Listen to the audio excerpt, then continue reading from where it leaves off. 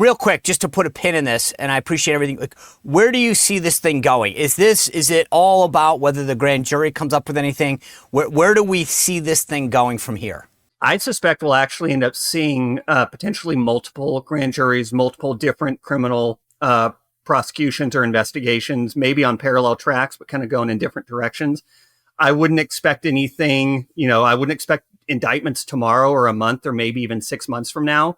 They've got to get the documents. They've got to interview people. They've got to bring in the big guys, and they're going to want to build actual cases after knowing the full facts. So I think it's very serious. I don't think the Trump administration is playing around anymore, especially after what happened to them.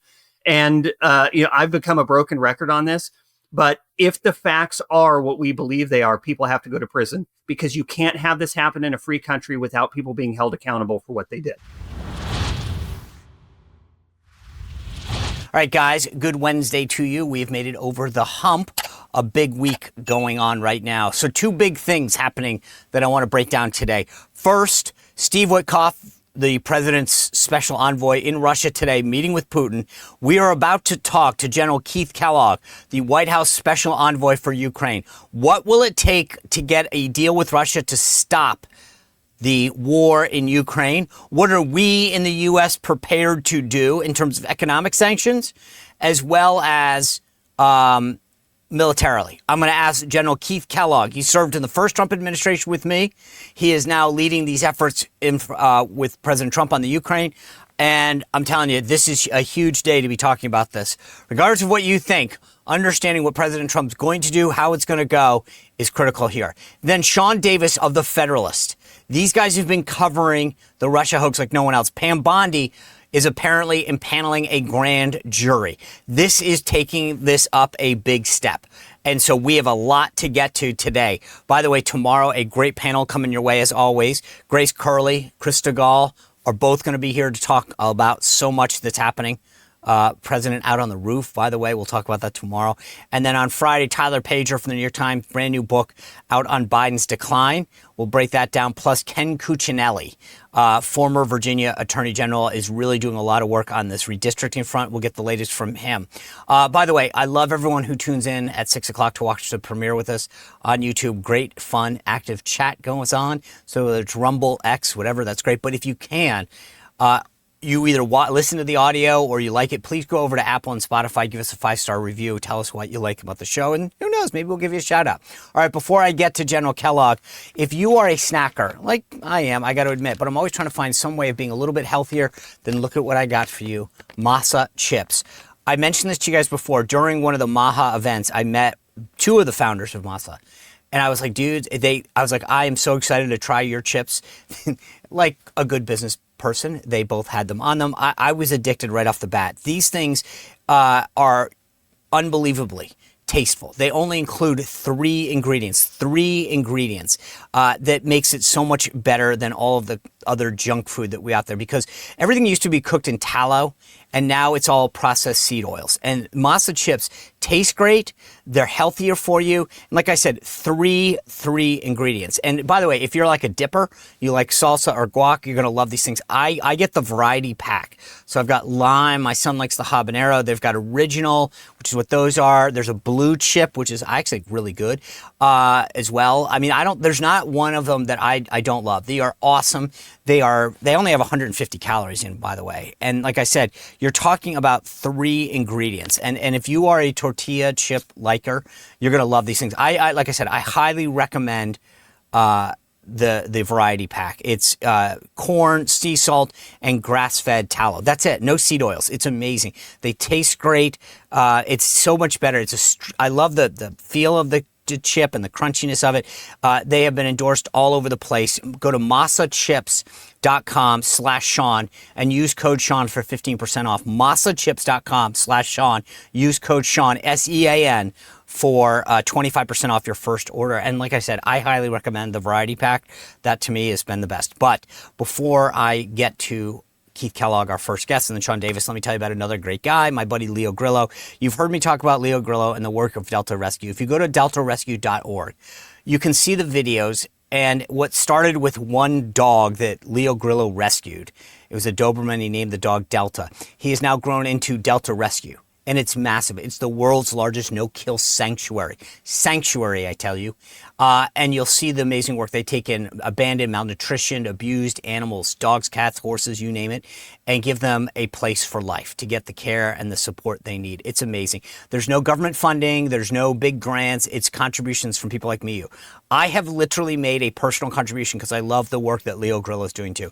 Please go to deltarescue.org and consider a contribution. Hit that estate planning kit tab up at the top and see if maybe you have an old 401k or stock that you can push forward to help make this an enduring mission for Delta Rescue to keep it going on for generations.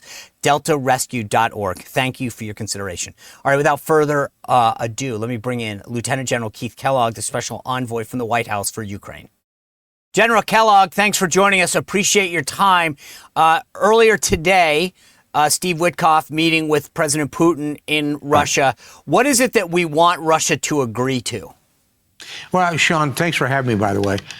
Look, what we've been trying to get to is a comprehensive ceasefire to basically stop the killing, as President Trump has wanted even since the campaign. And so we're trying to get an agreement on both sides, both the Ukrainian and the Russian.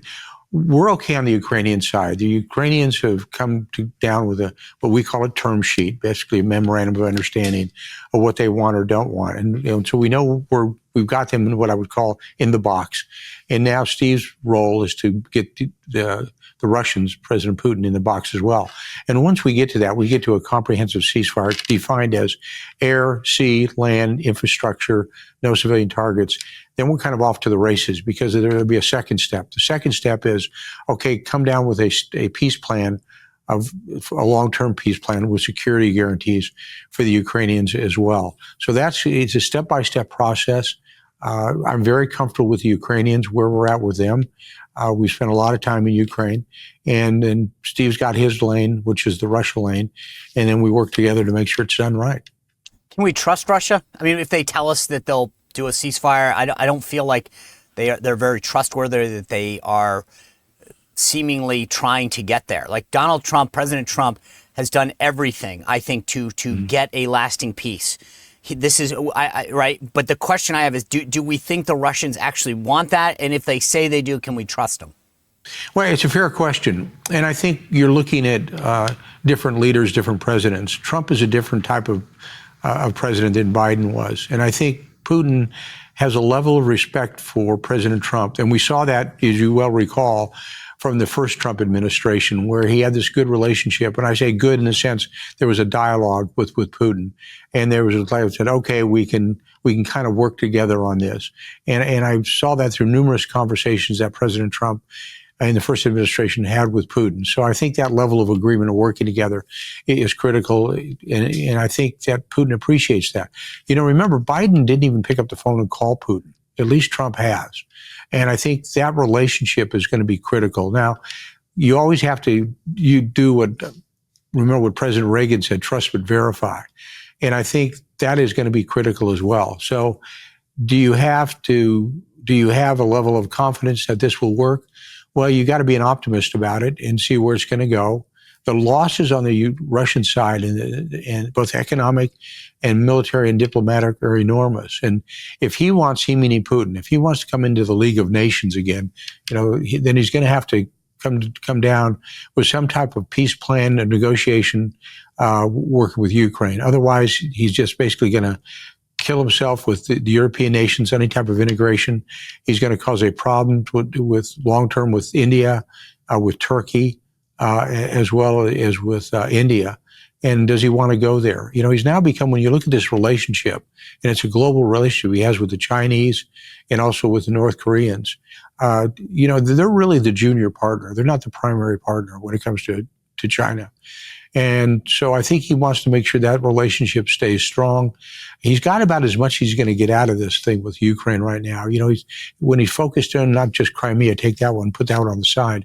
But when you look up by the four, what they call oblasts, we would call them states. When you talk about Luhansk, Donetsk, Kherson, and Zaporizhia, he's kind of got about as much territory as he's going to get. I mean, they're gaining territory now in meters, not miles. And does he want to keep doing what he's doing at an enormous cost, both economic cost and also a manpower cost? He's lost conservatively and President Trump tweeted about that the other day. He's lost over 1 million soldiers dead or wounded. That is a number that is staggering.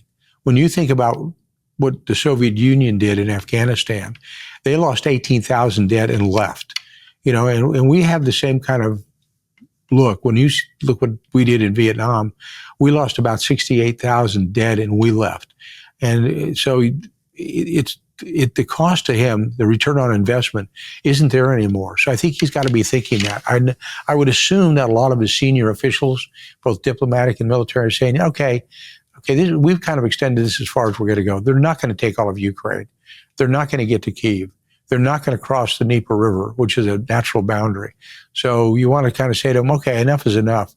You kind of need to stop this because it's damaging to them, both economically and politically, when you see what's happening in Western Europe, as well as what's happened to him on a military basis. So this week's there's a deadline that the president has moved up to enact some of these economic sanctions that would obviously have a penalty. What's on the table? Because it seems like there's trade, some de minimis amount still. There's these secondary tariffs that he's imposed on India. But there's also a lot of stuff that, let's face it, the Biden administration could have done where we've looked the other way on some of the things that Russia has done in terms of how it trades. It foreign flags ships, things like that, so that it kind of flies under the radar. Are we prepared to go to the mat and have the State Department really ratchet up some of these economic sanctions, secondary sanctions, et cetera, that really, frankly, the Biden administration turned a blind eye on in the past? Yeah. Well, I know there's discussions right now, and from being in the White House before, the president will make those decisions. That's why he's the president of the United States. But it's a whole of government effort right now. What I mean, and you mentioned Sec State with Secretary Rubio, but you're also looking at Treasury with Bessent because a lot of those sanctions come under Bessent. You're looking at Defense Department as well because if you enforce you mentioned the shadow fleet, which 90% of the illicit oil that comes out of Russia is moved through what's called the shadow fleet. Most of those are foreign flagged. They're not flagged by Russia. For example, we've sanctioned under Treasury over 200 of them. Only 66 are Russian flagged. So there's a lot of foreign flagged vessels that are basically in bad repair. And since it comes through the Baltic, that kind of cuts through a lot of NATO nations. So you're looking at a whole of government approach to seeing who's going to do what to whom. And that's a decision that'll be made by the president. And he will be given options by his national security advisor, Marco Rubio, and his Secretary of State, Marco Rubio, and the vice president as well. And then he will make those calls. That's what he does. That's, his right. He's been elected president. None of us got on a single electoral college vote. We give him the options and let it go from there. But you're right about one thing. I remember what Secretary Bessent said early on in the administration. If you look at sanctions rated in 1 to 10, 1 being like none and 10 being hard, we're probably at about a 6. But if you look at enforcement, we're probably at about a level 3. But that has been by choice. But that's the president's call. And we'll see where he goes on Friday. Is he, from a mindset, General, I feel like President Trump came into office and said, all right, Putin, you did all this under Biden. Biden was weak. Biden was feckless. I get it. You got away with it. But Donald Trump doesn't put up with this crap like others do. And he gave him, in my words, not anyone else's, a sort of a longer leash, some runway to say, all right, let's cut it out. Let's stop this right now. And to your point, it seems like he gave him that opportunity. I get the sense from some of his rhetoric that he said he has now gotten to the point where he's saying, I'm going to ratchet this up. I've given you an opportunity, Putin. You haven't taken it. Now I'm going to show you that I can play tough negotiator. The businessman in me is going to come out. And it sounds like, to your point about what Bessent has said, the enforcement mechanism that might be at a 3 is now going to go to a 7 or an 8. Is that fair? Yeah, I think that's a fair assessment. But, Sean, and you've been with the president. I told everybody early on, if you really want to know the president, I think he's very transparent. Yeah. And read his books, especially The Art of the Deal, #1. I love you saying that. I say the same thing. It's like it's all right there. It is. And I said, nobody should be surprised how he negotiates, no one at all, or how he's done it. I mean, I just reread Art of the Deal to make sure, why have I missed anything? But he's done that in his other books as well. he knows how to negotiate. He knows how to make deals, and he's just following through on what he's doing. And again, what I see with him is everything he's been done historically. You know, and go back to the war, which is the largest war in Europe since World War II. But he inherited this war. This was not his war that started. You know, it started under Obama in 2014 when Russia took Crimea. And then you look what happened when Biden made a comment, well, maybe a marginal incursion may be okay. He said that in a press conference. Well, you know, with me and knowing Putin, knowing him since by studying him, you know, to me, a minor incursion is significantly different than Putin's interpretation of a minor incursion. And so we see that. And President Trump inherited this fight, inherited this war in the European continent. He has pushed the Europeans to take a lot more responsibility for it, and they have. You know, when you look at Secretary Rutte, you know, Secretary General of NATO, he's really moved forward on it. They've done a lot more with the European Union and NATO as well on supplying Ukraine and stepping up to the tasks they have at hand.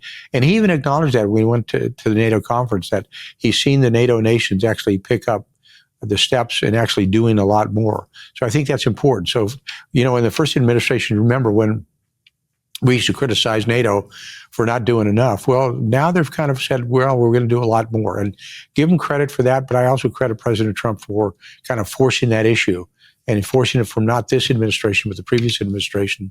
And I think the end result shows. And that's the reason I believe he's got so much respect from those leaders over there, be it Starmer of the UK or Merz of Germany or Meloni in Italy.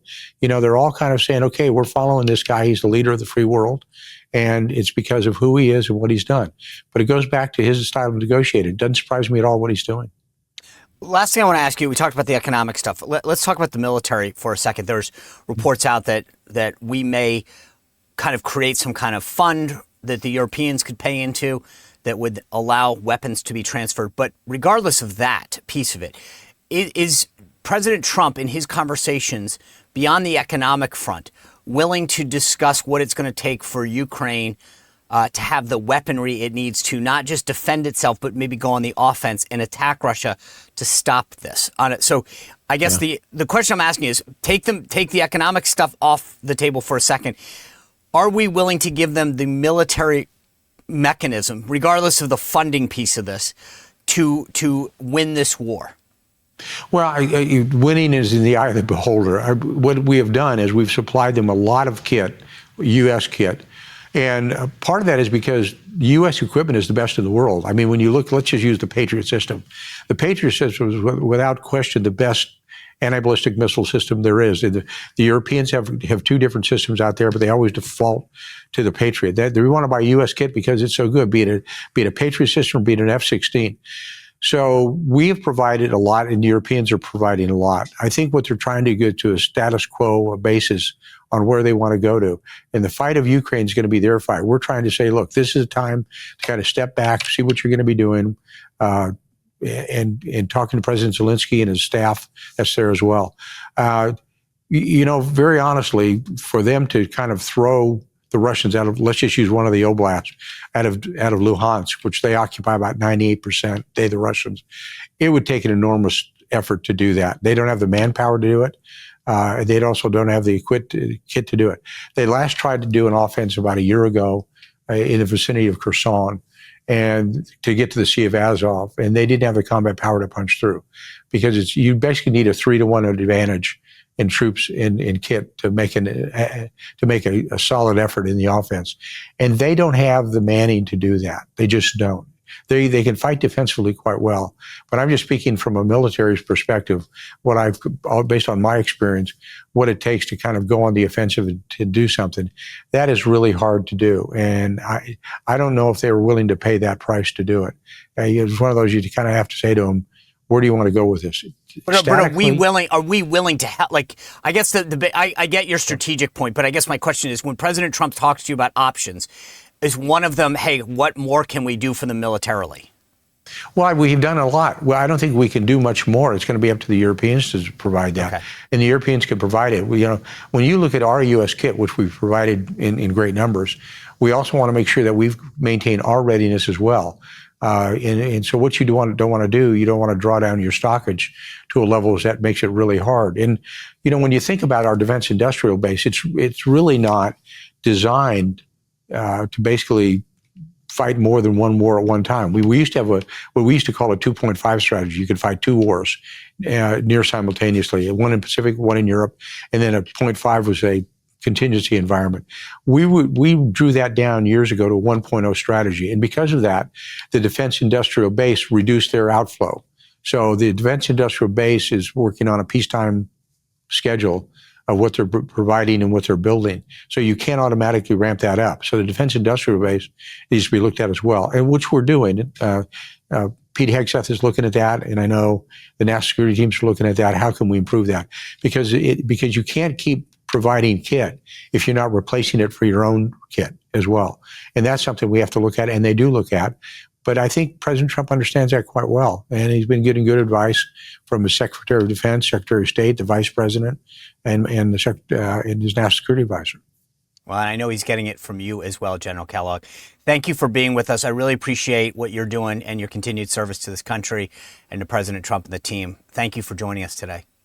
Thanks, Sean. Thanks for having me. You bet. Amazing conversation with General Kellogg. I want to now pivot and talk about this grand jury, though, that's being impaneled to talk about the evidence that Tulsi Gabbard, the DNI, sent over on the Russia hoax, because apparently it's being taken very seriously. And we've got a lot to look forward to it. Sean Davis of the Federalist has been covering this like no other. Let's bring him in to talk about it. Sean, welcome to the show. Thanks for being here. It's always good having another Sean who spells it the right way, by the way. That's a huge thing for the show. Amen. Team Sean.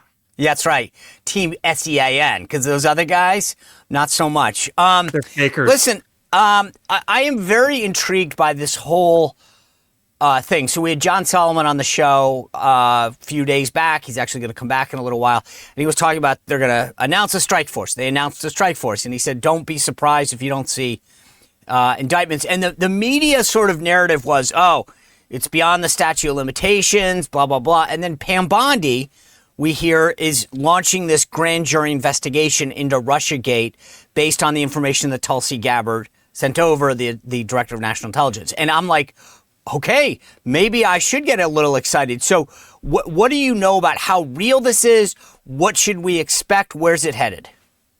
I think it's very, very real. Officials that I have talked to have said, look, this is not going to be done the way the Biden people did it, where they had a bunch of crimes that they wanted to charge Trump with, and they just had the sham process that they used as a pretext, and then they just went after and tried to destroy the lives of people they didn't like. It's not going to go like that.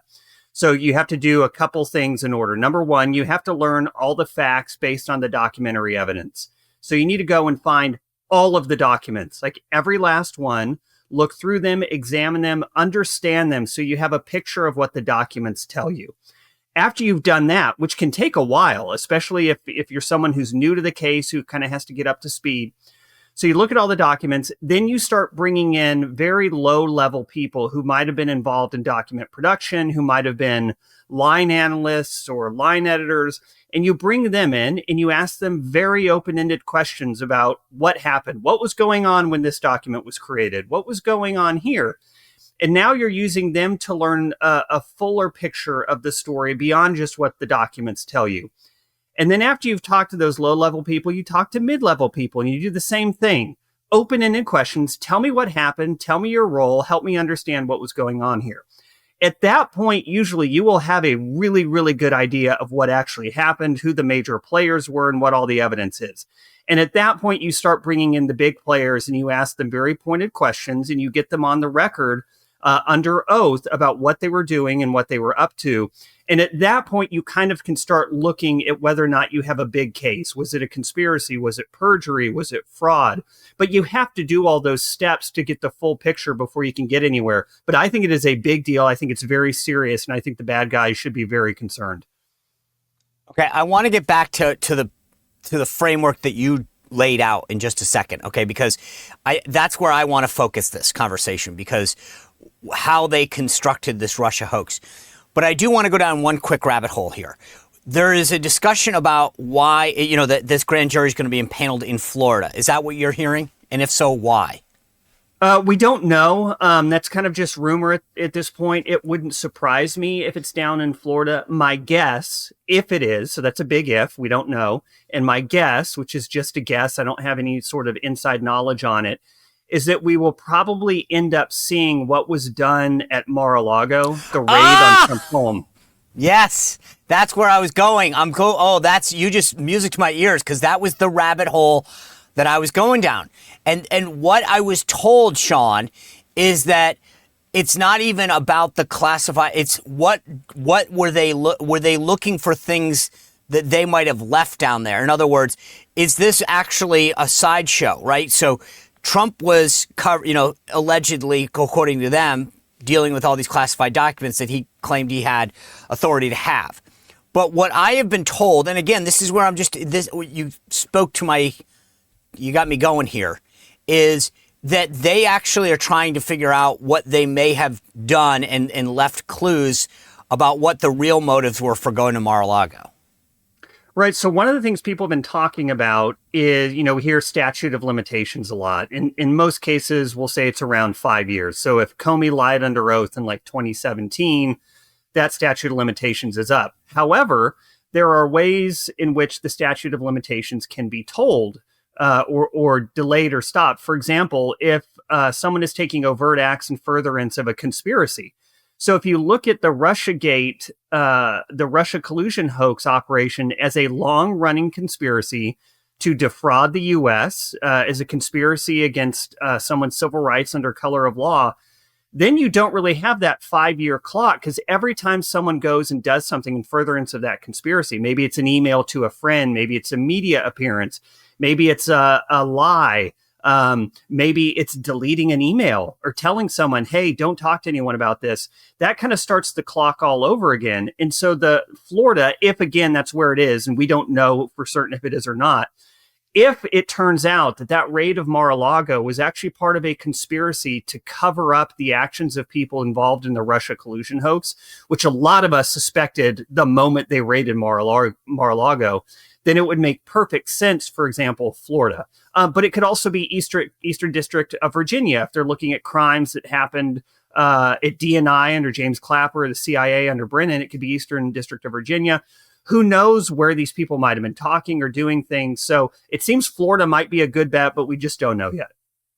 All right. And so who, I know Michael Caputo, former longtime, associate of Donald Trump, has been trolling Ben Rhodes, the former deputy national security advisor, saying you're next, right? And there's Jake Sullivan, there's Brennan, there's Comey. If you were a former Biden official, who in the orbit probably needs to worry, like right now? Like, who is saying to themselves, oh my gosh, I definitely need to get a lawyer? Well, definitely the three stooges of the late 2016, 2017 intel, Clapper, Brennan, Comey. Each of them, they are so complicit. They knew exactly what they were doing. They were playing games basically and open for all of us to see and daring anyone to call them on it. So those three, obviously. From the Biden administration, I'd be concerned if I were Merrick Garland. I'd be concerned if I were Lisa Monaco. Jack Smith, I think, is probably also implicated here. You have Jake Sullivan, who was one of the architects of the whole Russia collusion hoax under Hillary. I mean, I think there are a number of people right now who were beating their chests and thinking they were untouchable 2 years ago who are really sweating right now. There's the DNI put out this, a bunch of the underlying evidence or intelligence reports. And if you think back to 2016, there were, I think, two major narratives. Narrative one was that Trump was colluding with Russia. Okay. And we have demonstrably proven that was false. But there's also this prevailing narrative that the media still perpetuates, that is that Russia wanted Trump to win and that they were doing things. And we now get a sense that that was not true, right? I've told people this, Sean, that in the lead up to the 2016 election, I was called in to the Department of Homeland Security headquarters on Nebraska Avenue at the time and told with other senior officials, it's impossible for Russia to hack our elections because we have this disparate system of voting. So in Indiana, they vote, by county here, here, and here. In Rhode Island, it's here, in California. And so, like, you couldn't hack this. And they wanted us, because they thought that when Hillary won, that was their belief, that Trump would say, oh, the election was hacked. And so they were playing like a prevent defense, which was, we need to brief you guys to show that there's no way that our elections could be hacked. And then suddenly the election happens, Donald Trump wins, and it's, oh, the Russians were hacking, right? And it's funny how it flipped on this, but what do we know that today that disproves that? Yeah, so we learned a couple things, and I'd say in the last month. So we learned for the first time that there was a presidential daily brief, which is this document, a series of intel reports that goes to the president every day, kind of gives them the intel situation on what's going on in the world. At the time, which was, I think this was December 8th, 2016, Trump is the president-elect, so he's now entitled to receive these presidential daily briefs as well. There was one that was set to be delivered to Obama that said the Russian cyber activities had no impact on the election, and they didn't really have a preference either way. They were just causing nonsense. It's what they do. That PDB was pulled, which is a very odd thing to do. It was pulled. Obama orders a new review of the intel. They cook up the intel that changes those conclusions and says suddenly, without evidence, and actually in opposition to what they knew at the time, that Russia interfered so Trump would win and Hillary would lose. And that became, I'm so glad you mentioned those two narratives, that became the foundation on which the collusion hoax was built. You could not say Trump colluded with Russia unless you first established or claimed that Russia wanted Trump to win. 100%. So I want to walk people back through this. So there's this PBD that you mentioned, and was the concern that, oh my gosh, if we allow this in here, we know that Trump would see this? And so when you say it was pulled, was it pulled because they didn't want Obama to see it, or Obama knew that if I see it, Trump gets to see it, and we don't need him to know that Russia didn't have anything, because that will kill our ability to get this narrative going? We believe it was pulled to prevent Trump from seeing it. So Obama knew all the facts. He knew what was going on. He knew what the Hillary Clinton campaign was doing. He knew that the Russians knew what the Hillary Clinton campaign was doing. So there was nothing that Obama was being told that he wasn't aware of already. That was pulled entirely to prevent Trump from having a document stamped by Intel that said, hey, basically this election was totally fine. You won fair and square. They knew that if he had that document, with the imprimatur of the CIA and DNI on it, that they couldn't use their entire little hoax that they've been cooking up to cripple his presidency and maybe even prevent his inauguration. Okay. So let's just stop for a second and think about what we just said. So if Obama knows that this intelligence exists and blocks it, he might not be able to be prosecuted because of presidential immunity, et cetera, and especially the case that President Trump just won at the Supreme Court. But it seems to me as a non-lawyer that actually implicates him. Yeah, so he actually has a really interesting decision to make here, because I think Obama can go one of two ways. Obama can go full Colonel Jessup from A Few Good Men. Yeah, I ordered the code red. I do it again. You want me on that wall. You need me on that wall. Of course, I knew what I was doing. Had to be done. He could go down that route and then, really test the limits of the presidential immunity that was established in that Trump case. He could do a different thing, however, and say, I was the president. I ordered my people, after having seen all these intel reports and reports that were in the news, like reading news reports that were leaked by like Christopher Steele and James Clapper and John Brennan. I saw these reports, and so I started wondering maybe our intel's not correct. And so I told my intel chiefs, I need you to go and review everything, give me everything you have, so I have a full picture of what's going on. How was I, Barack Obama, to know that my 3 intel chiefs were a bunch of conniving, fraudulent knuckleheads? How was I to know that they were fabricating evidence? How was I to know that they were lying to me? I was a victim here.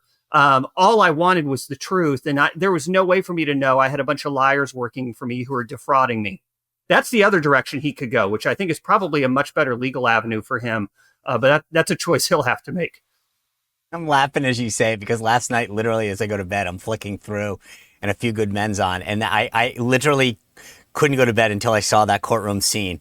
And then as you're talking about it, I'm trying to think of myself in the voice of Obama being like, you want the truth? Yeah, I ordered the code red. Like, it just, that's horrible. But I just thought to myself, as you're talking, I'm like, holy smokes, I literally watched it last night. So let's talk about one of those three amigos. The Federalist has this exclusive that came out. It says Clapper crew threatened whistleblower who refused to sign off on fabricated intel assessment. Walk us through what that means and how big of a deal this is. Yeah, so that's actually a pretty big deal because we reported earlier this week that DOJ had sent a letter to DNI about Gabbard's criminal referral and specifically mentioned wanting all of the records related to this whistleblower. So this was a person who didn't discover until after the fact that the Steele dossier had actually been used in the ICA, which is not what these intel chiefs told Congress. It's not what they said publicly. We now know it was a complete lie, that they used the Steele dossier as the basis for one of their key judgments about Russia's aspirations to elect Trump. So if you have a criminal referral and you have DOJ looking into this whistleblower, they're going to want to know, who did the whistleblower reach out to? When did the whistleblower reach out to these agencies? Was it multiple agencies? Was he ever rejected? For example, did this whistleblower go to the intel community IG and was the whistleblower ignored? Did the whistleblower go to the DOD IG and was the whistleblower ignored? Did the whistleblower go, for example, to Mark Warner, who is running the Senate Intel Committee? And was he ignored to the point to where he wasn't even given an email address to send his complaints, or his or her, we actually don't know if it's a male, to send the whistleblower's complaints to the senator who represented the whistleblower? If so, that would suggest like another type of conspiracy, given that we know how eager the Intel Committee IG was to use a completely conniving, scheming staffer to launch a Ukraine impeachment hoax against Trump. So it's not like the Intel Community IG has a real heavy trigger. The dude had a hair trigger at the time, and magically, when this stuff comes up, there's no one there to listen to it.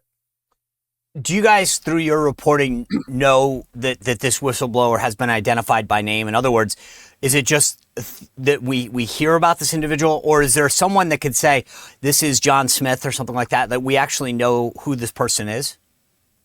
Well, I think they know internally in the intel agencies who the whistleblower is. Tulsi Gabbard released a bunch of the emails from this person, with information redacted. So presumably they know who this person is within DNI or CIA or DOD, wherever this person happened to work. On the outside, those of us in the public, we don't know who the person is yet. But Sean, correct me if I'm wrong, but as I'm hearing you talk about this story that you guys have, it's one thing that there's a whistleblower, and to your point, was he ignored, was he whatever, but the allegation is to me much bigger than this, which is that Clapper knew that there was a whistleblower, denied them a promotion. I mean, basically is threatening this whistleblower and saying, you will pay a price if you share this information. That's very different and much more salacious and serious than, hey, this person exists and they weren't taken seriously. Because it sounds to me, if somebody said, yeah, there's a whistleblower, but it was gibberish, they had nothing and we ignored it. Okay, obviously we still look into that. But in this case, it sounds a lot more serious because the allegation is that it had to have been at least somewhat serious. They're denying a promotion, they're retaliating, they're threatening. That says to me that this person actually had something serious that they were bringing forward and that the higher ups were threatening to them. Therefore, Clapper isn't just guilty of ignoring something or blowing it off, but of actually retaliating.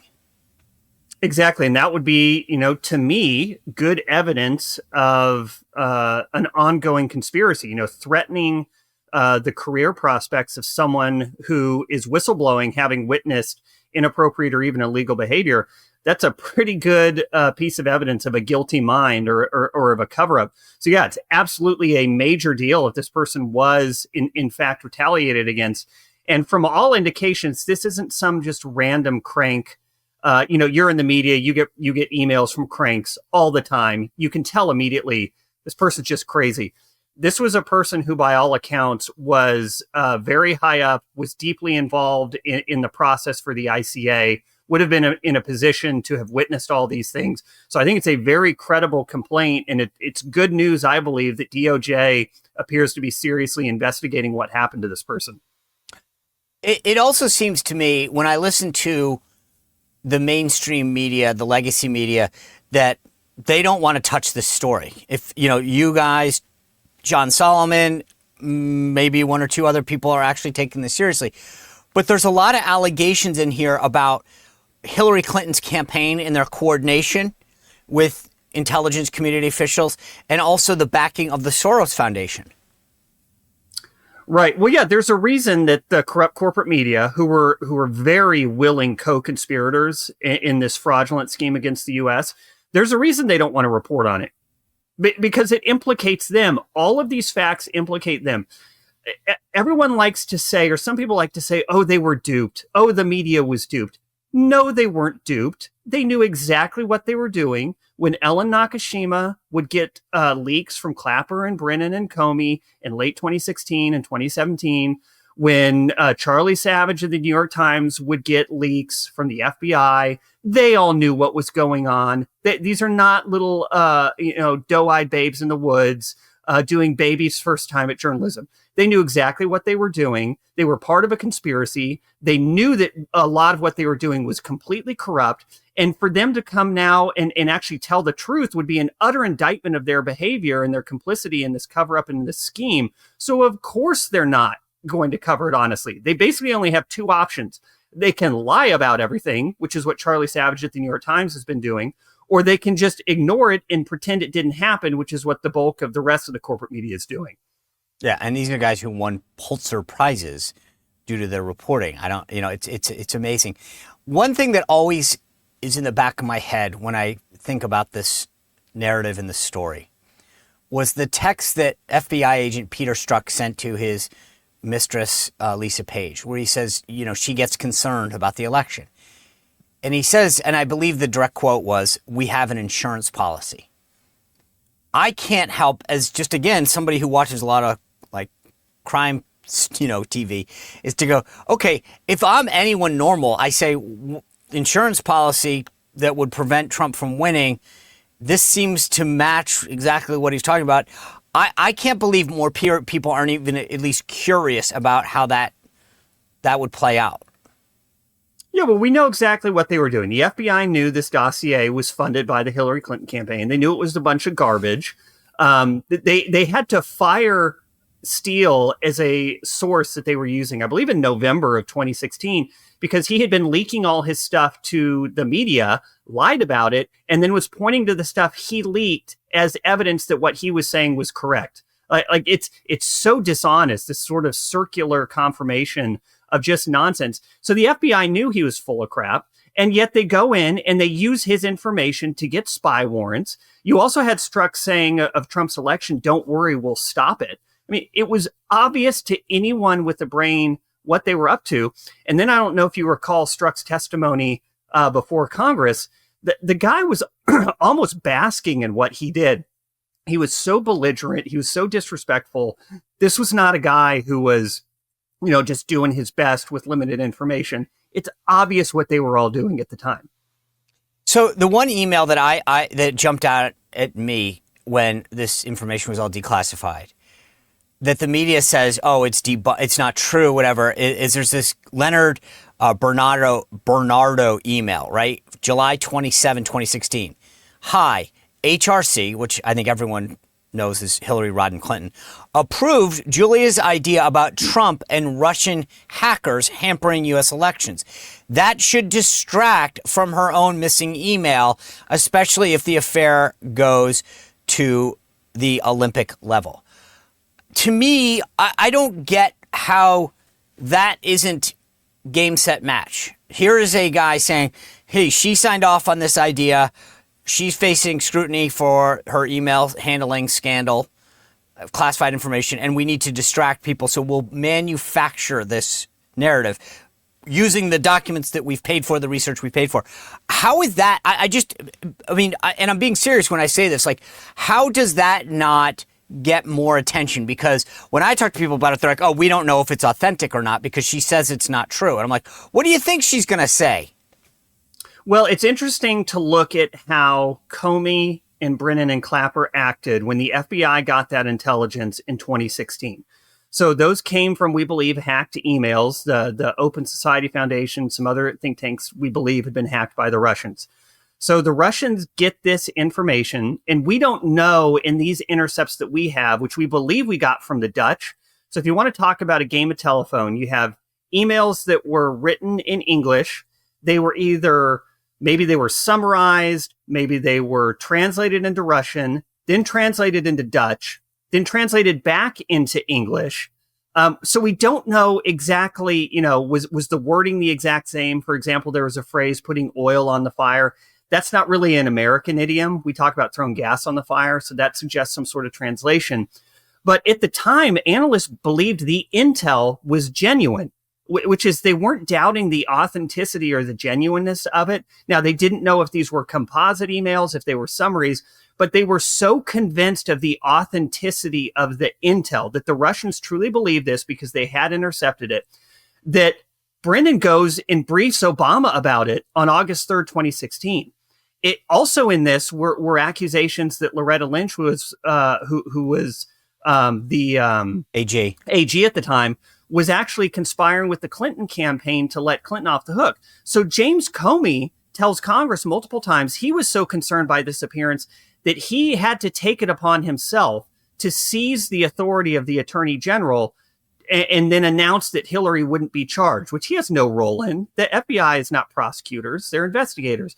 But Comey was so concerned by this intel at the time that he goes and unilaterally exonerates Hillary Clinton. So I look at that and like, do you really think that was fake? Do you really think that was a hoax? Because they didn't believe it at the time. Yeah, by the way, this guy, Leonard Bernardo, his senior vice president at Open Society, which is the Soros Foundation. I mean, like, there's a lot of money and influence all tied up in this. And obviously we should see if any of this. Real quick, just to put a pin in this, and I appreciate everything. Like, where do you see this thing going? Is it all about whether the grand jury comes up with anything? Where do we see this thing going from here? I suspect we'll actually end up seeing potentially multiple grand juries, multiple different criminal prosecutions or investigations, maybe on parallel tracks, but kind of going in different directions. I wouldn't expect anything, I wouldn't expect indictments tomorrow or a month or maybe even 6 months from now. They've got to get the documents. They've got to interview people. They've got to bring in the big guys, and they're going to want to build actual cases after knowing the full facts. So I think it's very serious. I don't think the Trump administration is playing around anymore, especially after what happened to them. And, I've become a broken record on this, but if the facts are what we believe they are, people have to go to prison because you can't have this happen in a free country without people being held accountable for what they did. Totally agree. Sean Davis of the Federalist, thanks for everything you're doing to stay on top of the story, to bring us the information. I can't thank you guys enough for being so generous today with your time to break it down for us. Well, thank you so much. It's a pleasure to be here. You bet. All right, guys, thanks for tuning in. Look forward to tomorrow. Great panel discussion Friday. Big show coming your way. Always go to SeanSpicer.com. Sign up for the free newsletter. Always, please join us at 6 o'clock for this premiere. I love it. I love the chat. It's fun. It's exciting.